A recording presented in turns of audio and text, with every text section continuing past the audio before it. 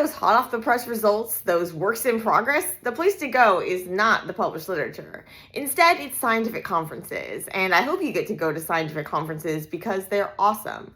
Chock full with poster sessions and invited talks and workshops and exhibit halls. Scientific conferences are one of the main ways that scientists communicate these hot off the press results, their works in progress.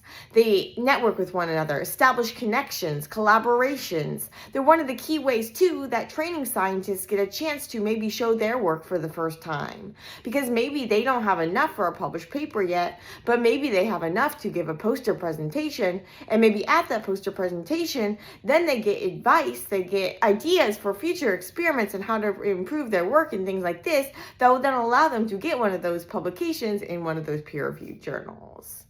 But these scientific conferences themselves are these great sources of networking, of building community, of sharing your results, getting ideas on your results, finding ideas for new experiments, and learning more about the scientific field that you are entering into or that you're already an established part of. Going as a trainee is really exciting. But going as a PI or basically a mentor to a trainee is even more exciting. And so Alice is going to be going to the ASBMB conference next week with me, and she's going to be presenting a poster. And so we're really excited about that. And she'll be presenting work that's done by my whole laboratory, only some of whom is pictured here. So let's talk about going to a scientific conference, what's at scientific conferences, how to plan ahead of time so that when you're at a scientific conference, you can make the most of your time there. Because there's going to be a lot going on often at the same time, it's important to plan out ahead of time your kind of proposed schedule and then keep in mind that your plans might change, and that's totally okay because you want to kind of be able to go with the flow while you're there. If you find a person that has a similar interest and they want to go grab a cup of coffee and talk about some ideas, well, maybe it's a really good idea to go grab that cup of coffee. And so there might be things that you really know you need to go to, so make sure you go to those, but then also keep an open mind and be flexible around that. Know too that it's going to be exhausting, especially if you're a social introvert like me. I know that I put a lot of content out there, but I really push myself to do that because I feel like I want to help people.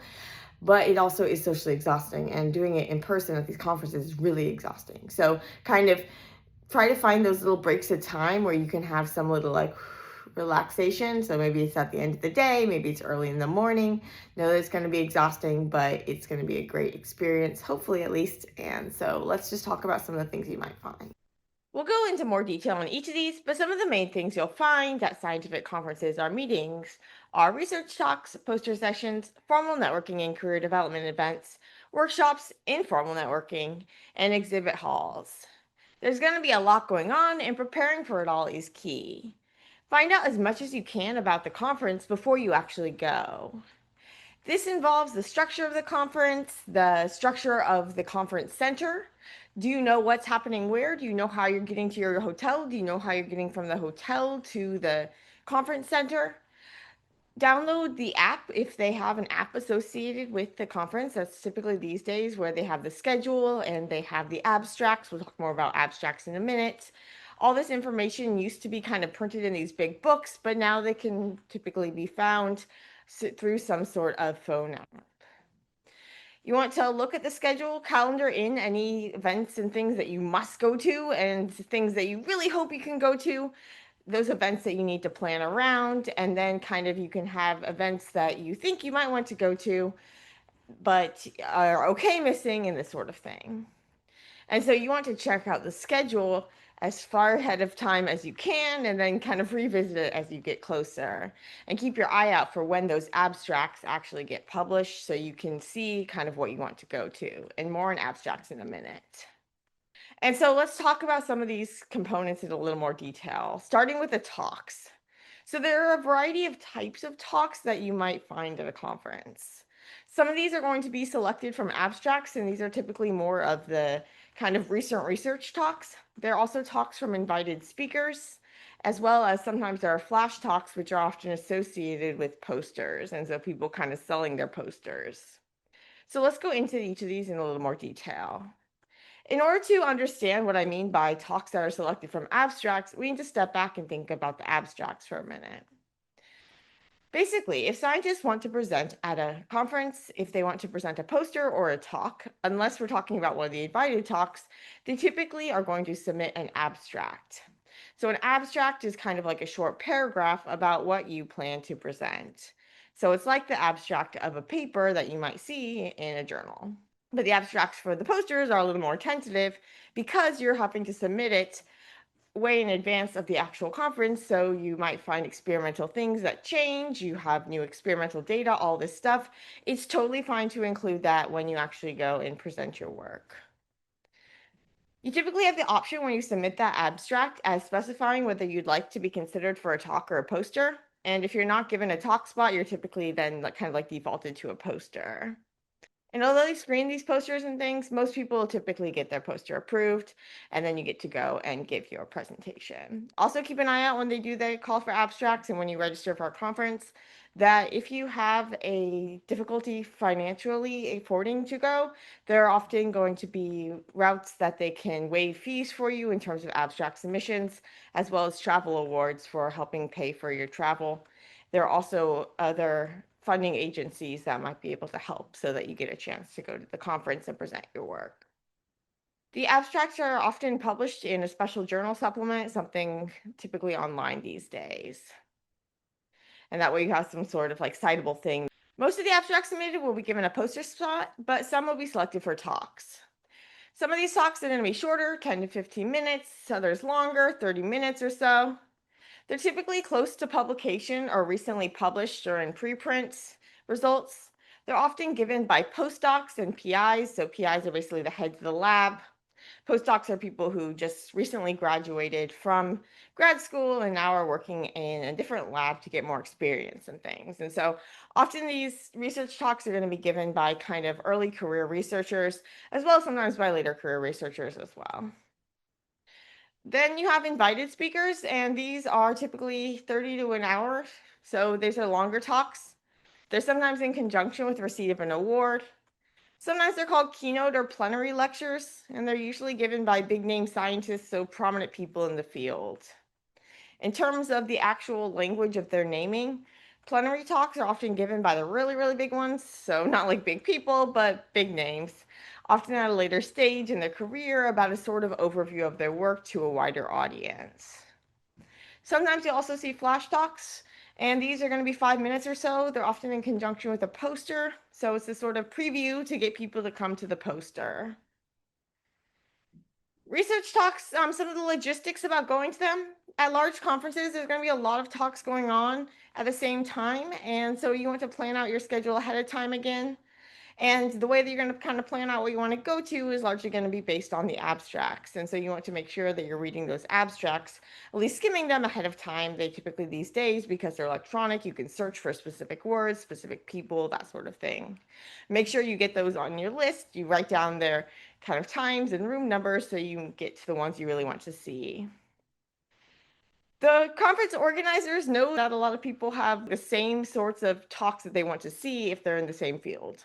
And so the talks are usually arranged into tracks so that related research is presented in the same room. So you don't have to like race around the conference center, which sometimes these conference centers can be really, really big. And the talk schedules might be often, so often people run long in terms of their talk, or the question and answer section runs long. The order switches and things, so keep an eye out for that and try to be in the room ahead of time for those things that you really want to see. Talks are just the beginning though, because the real meat of a conference is the poster sessions. So poster sessions are the main way that kind of like training scientists are able to present their findings to the wider community. Often these are going to be works in progress, and so maybe you're working towards a paper, maybe you're working towards your graduate thesis, and your work in progress at this stage, you're hoping to kind of get the word out about your work a little. Maybe you're hoping to get some experimental ideas, build some collaborations, all of these great things that you can do with these poster presentations. And so this is me giving one of my first posters in undergraduate. This is my mentor, Dr. Jeffrey Sigman, who really kind of got me started, and I credit so much for getting me where I am now. This is a poster I made in grad school. This is my students presenting posters about our research at last year's ASBMB conference. And so These poster sessions are a really, really great experience, both for the presenter as well as for the proud mentor, as well as for the viewers. And so these poster sessions are often held in these big exhibit halls. And so often it's in kind of like conjunction with the vendors. So you can see kind of like the vendors in these booths in the middle. And so we'll talk more about these, but they're kind of people from journals, people from various companies, think swag, as well as various resources.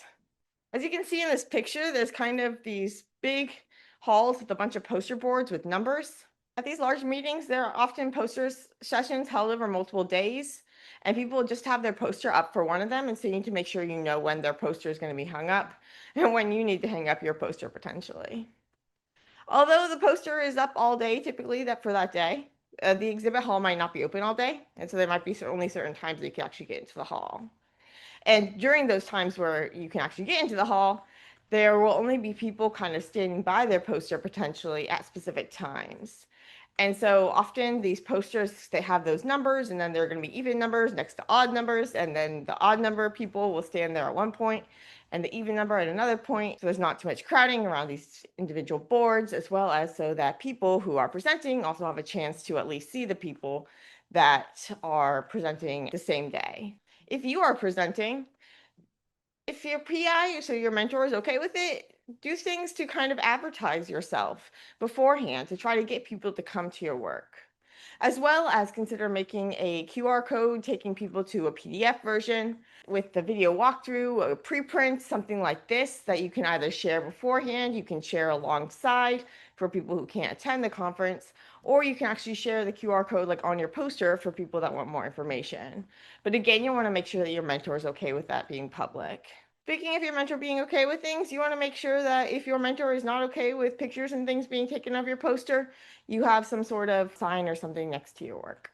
No matter how nervous you feel, no matter how awkward, self-conscious, or even bored you might feel, hopefully you don't feel bored, keep your nose out of your phone. Keeping your nose out of your phone is going to make it so that people might approach you, so that you make those connections, so that you can tell people about your work, you get practice presenting, you get ideas, all these various things.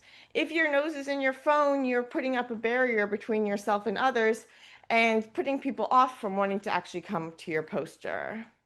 It's also just unprofessional. Speaking of professional, when you're giving the poster presentation, you typically want to get a little more dressed up than you do for the other days of the conference. And so you might want to, say, put on a nice business casual jacket, that sort of thing. Some people wear heels. I cannot wear heels. Oh my gosh, I don't know how people wear heels. You want to make sure that your feet are comfortable because you're going to be standing for a long time. So don't feel like compelled to wear heels. But if you like heels, then go for it, I guess.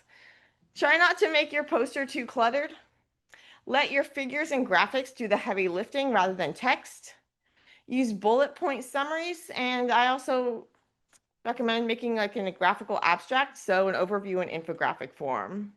So this is a poster that I gave as a grad student, and so you can see I kind of have this infographic, this graphical abstract, giving the overview take-home message of the findings. And I have bullet points, and I use nice use of spacing, color, all these things, get people to come to your poster. And so different people have different strategies for posters, but the key thing is to kind of minimize the amount of text, maximize the readability, and make it so that people will want to come and talk to you about the work. And because the main thing with these poster sessions is they are an opportunity for you to talk to people.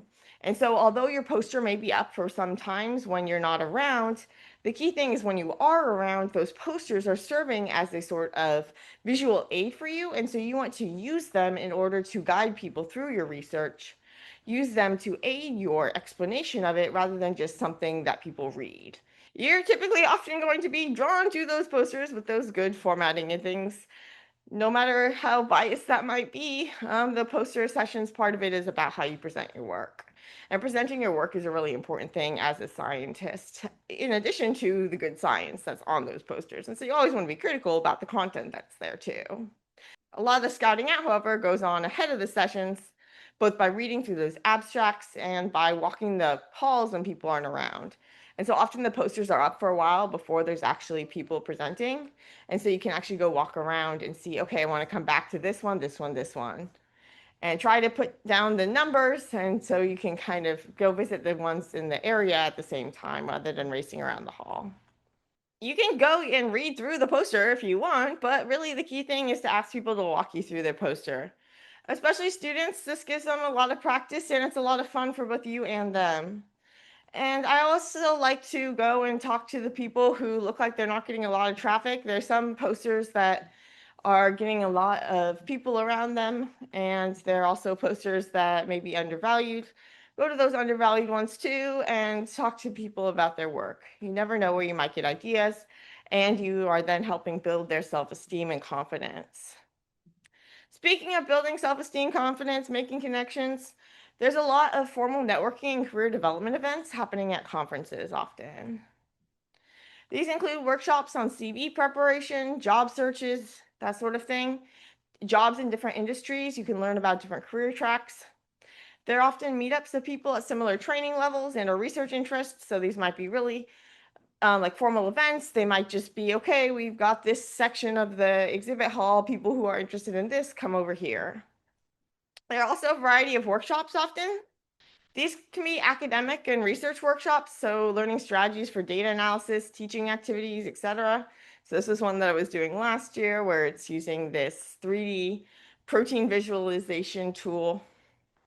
There are also often industry-sponsored workshops where you learn how to use equipment, various techniques, etc.